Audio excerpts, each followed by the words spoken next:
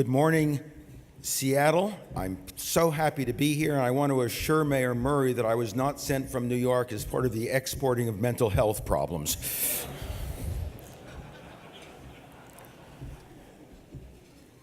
I also want to tell you that in New York this morning it's 6 below zero, and in Boston, where my brother lives, there's about 12 feet of snow in his neighborhood.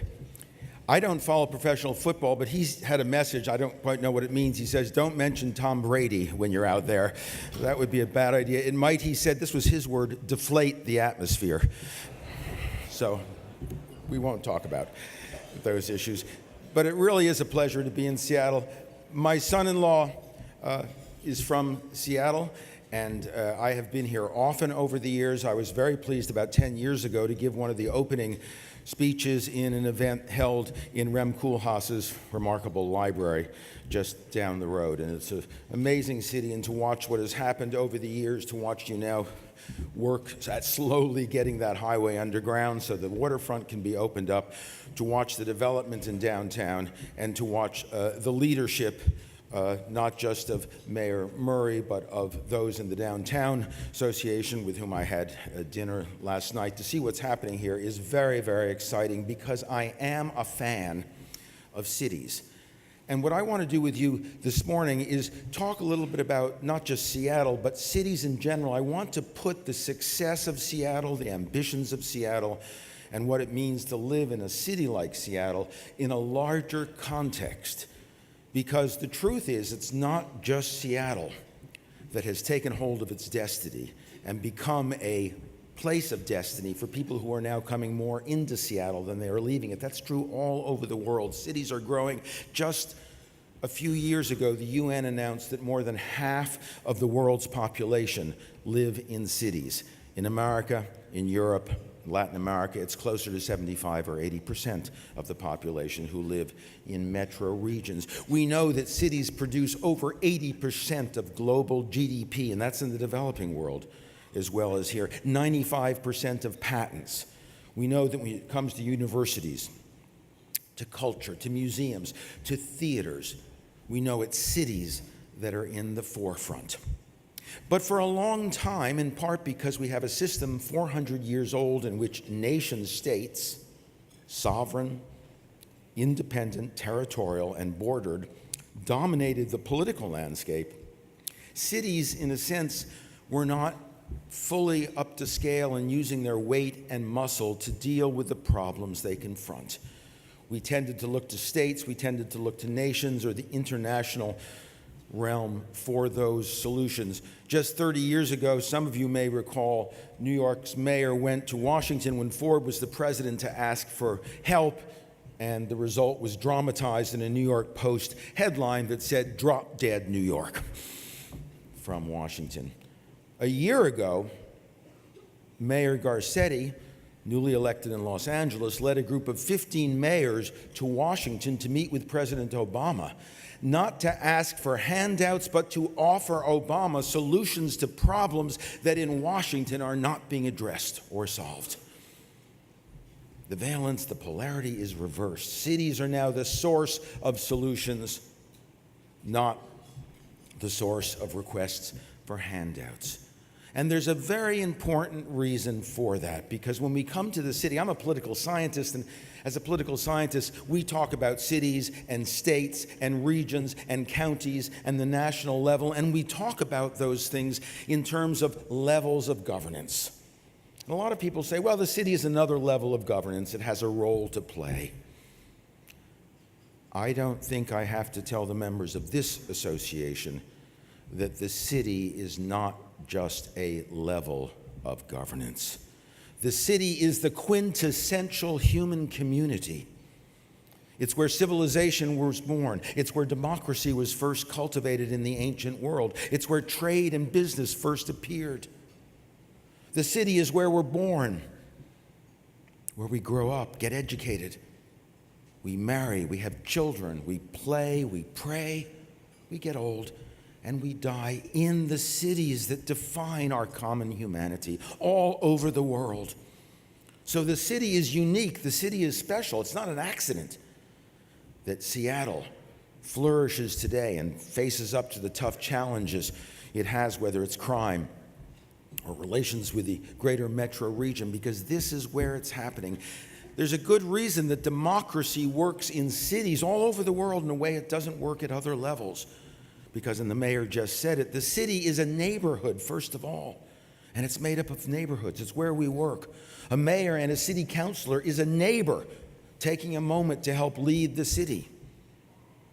And in the recognition earlier, we saw that the previous person who was now a deputy mayor is equally important, and the city councilors are important. I actually wanted to call my book, If Mayors, City Managers, City Councilors, District Councilors, and Citizens Ruled the World. My publisher said that was a clumsy title. But it actually describes the reality, because the mayor is the leader and emblem of a city, but cannot do anything without the full cooperation and partnership of everybody in that city: civil society, culture, business, the private realm, universities, education. Cities are partnerships. And when the mayor asked you in his address just now, I can't do it all, you have to do it too, he was stating a reality about cities around the world. They are partnerships that require we work together, and when they do, they are successful. Here's a remarkable statistic. In the United States today, about 45% of Americans trust the President of the United States. The Supreme Court's at about 40%. It used to be 60 and 70%. The Congress of the United States has had a trust level over the last year of about 8%. The body we elect directly to represent us, only 1 in 10 Americans trust. And those figures are similar in other countries, in France and in England and India and elsewhere. But when you ask people, and do you trust your local government, your municipal government, your mayor, your city councilor, the figures rocket to 60, 70, 75% all over the world, even where the other party is in power.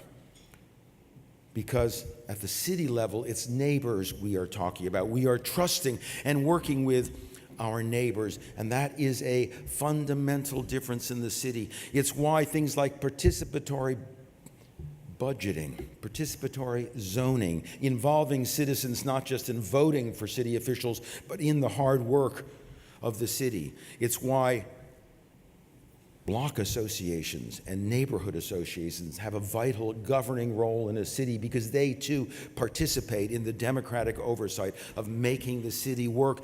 And as a result of that, it turns out that politicians are a very different kind of personage than you find in most other offices. First of all, they are and must be pragmatists and problem solvers. Their first job, ask Mayor de Blasio, is to get the snow plowed when it comes.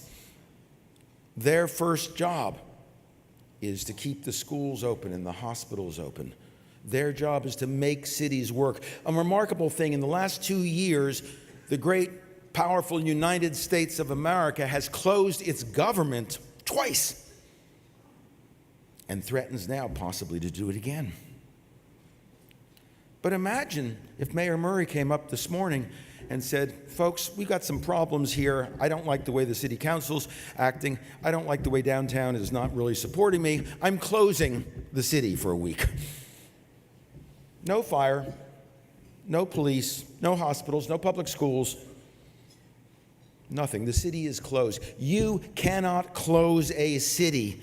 In the Middle Ages, cities under siege and war were never closed. Cities have to be kept open because it's where we live. So they are a different kind of thing, and politicians are a different kind of leader. Cory Booker, when he was mayor of Newark, twice. Once he was driving to work, he saw a fire in a building. He ran in and pulled out a couple people overcome by smoke. In another instance, he interrupted a mugging. He stopped it because, again, not because he was a courageous mayor, but because he was a neighbor. And he was helping neighbors out. And that is the nature of what cities do. And they have to work. They're not ideological the way national governments are. 25 years ago, Teddy Kollek, who was the mayor of Jerusalem, told a story about himself. Then, as now, almost every day into the mayor's office in Jerusalem would come Christian prelates and imams and rabbis and argue about access to the holy sites and reference their different histories and their right to be there. And finally, he said to them, after he got tired of this week after week, he said, "Gentlemen, gentlemen, spare me your sermons, and I will fix your sewers." That's what mayors do. They've got to fix the sewers. No time for sermons, no time for arguments about big government, little government, socialism versus capitalism, public versus private. They've got to fix the sewers. They've got to make stuff work. If downtown has a problem with the homeless, that has to be solved.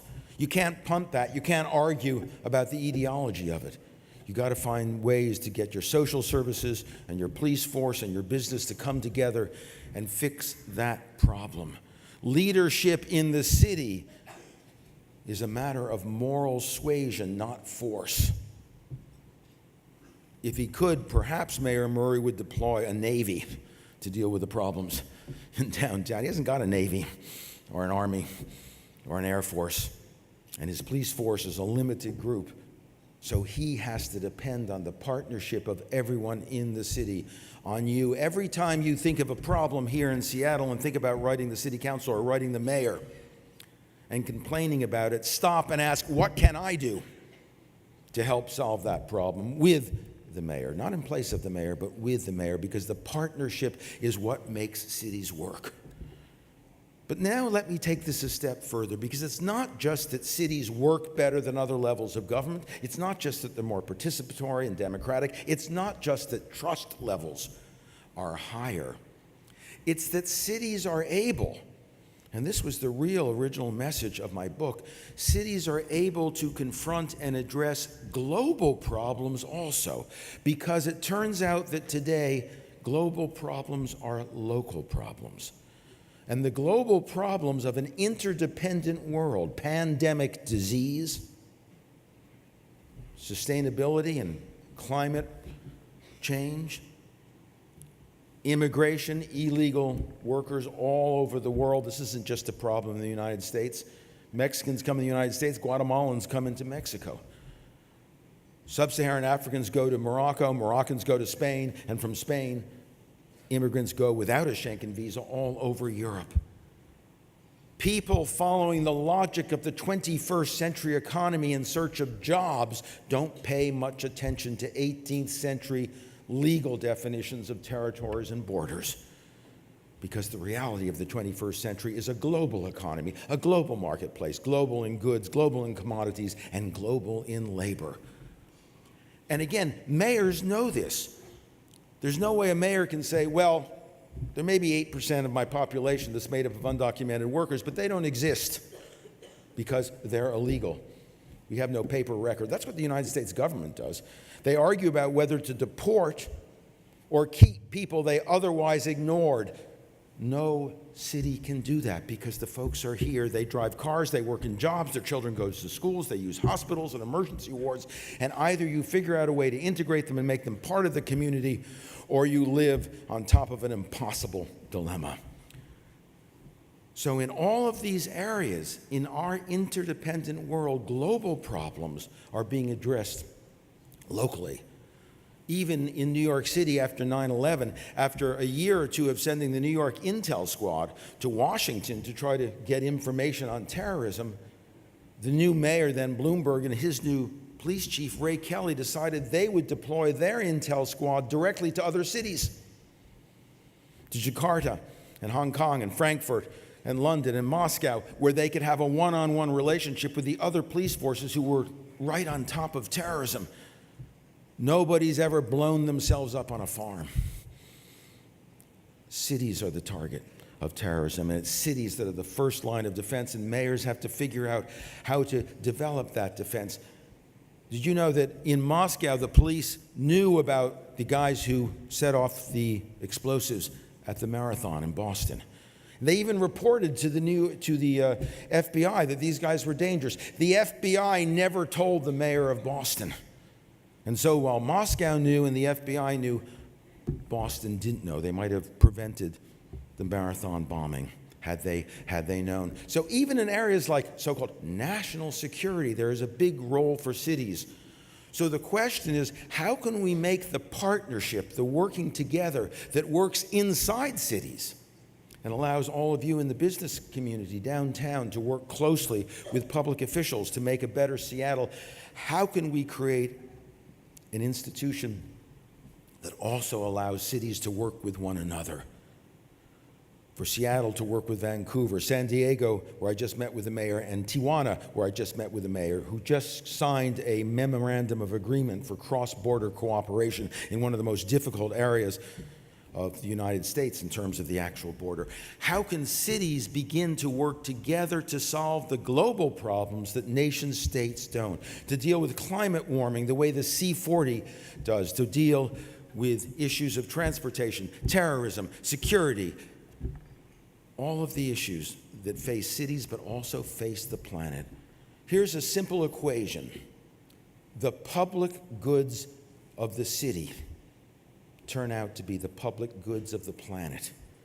And you can't solve them in the city without solving them for the planet, and you can't solve them for the planet without solving them in the city, which means cities have to come together and forge common solutions. And that's why in the last chapter of If Mayors Ruled the World, I propose a new idea, a global parliament of mayors, which allows cities and their public officials to meet regularly, virtually much of the time on a new virtual platform we're developing, but every other year also actually. The first inaugural sitting of that parliament will take place in London and Bristol in October 23rd and 24th this fall.